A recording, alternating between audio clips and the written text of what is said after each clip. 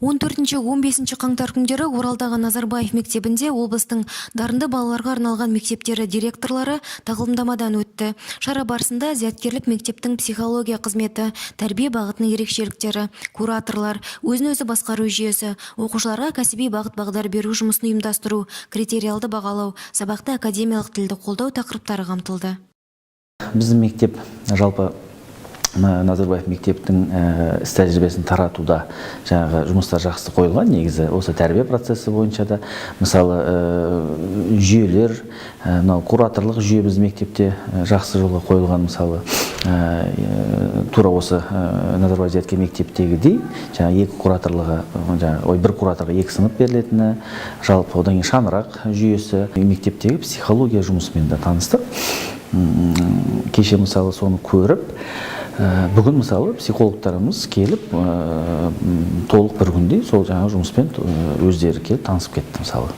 Директорлар тағылымдамасының 2-ші күні зияткерлік мектеп педагогтары lesson study тәсілінің оқу мен оқыту сапасын көтеруге мүмкіндік беретін тиімді тұстарын таныстырды. Бұл күні қатысушылар практика жүзінде жұмыс істеуге де мүмкіндік алды. Химия пәні сабағына қатысқан олар зерттеу әдісін пайдаланып талдау жасады. Кейін аталған әдісті өз мектептерінде қолдану бойынша ой-пікірлерімен бөлісті. Бүгін біз үйренген актив research болсын, lesson study сияқты әдістердің жалпы білім саласында сабақ зерттеуде өте жақсы пайдасы бар екенін көзіміз жетті.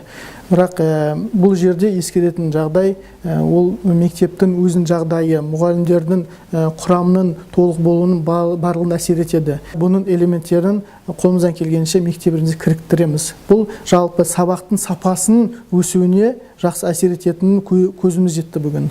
Айта кетейік, жуырда өңірдің үздік 5 инновациялық мектебі арасында бестік одақ меморандумына қол қойылған болатын. Аталған ұйым алдағы уақытта түрлі жобаларды қолға алмақ. Бүгінгі күні Назарбаев зияткерлік мектебі әдістемелік орталық болып табылады. Елбасы айтқандай, зияткерлік мектептің тәжірибесі, жүйесі жалпы білім беру мектептерінің стандарты ретінде болу керектігін айтты. Бұл алға қойылған мақсатты бестік одақтың мүшелері арғартай жалпы білім беру мектептеріне тарату мақсатында жұмыстанады. Бестік одақтың болашақтағы жұмыс жоспарын талқыладық. Және де жуыр арада өтетін осы бестік одақ мүшелері, яғни мұғалімдерге арналған семинар ұйымдастырылады. Ол семинарда әр пәннен қоғамдастық құрылып, ол арғартай жұмыстарын жалғастырады. Өңірде зияткерлік мектеп тәжірибесін тарату жұмыстары жүйелі жүргізіліп келеді. Әсіресе ауыл мұғалімдеріне өткізілетін көшпелі семинарлар оң нәтиже беріп отыр. Қаңтар айының 25-і зияткерлік мектеп мұғалімдері Шыңғырлау ауданында семинар ұйымдастырмақ.